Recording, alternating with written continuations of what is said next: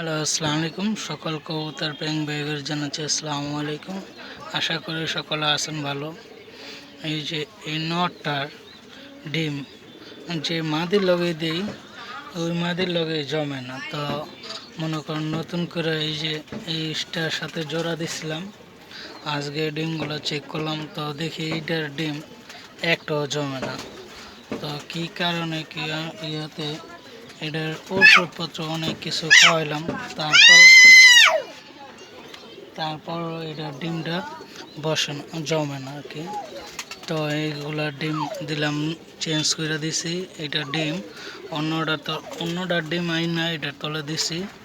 শালার এইটির বাচ্চালো অনেক শখ করে। এই যে এই নটটার অনেক আমার খুব পুরানো নর, একটা পুরানা জাতের ব্লাডের সাবচিলের বাচ্চা। এটার রেজাল্ট আছে অসংখ্য। আজকে 3 বছর ধরে আমার এখানে চলতেছে, রেজাল্ট দিতেছে ভালো।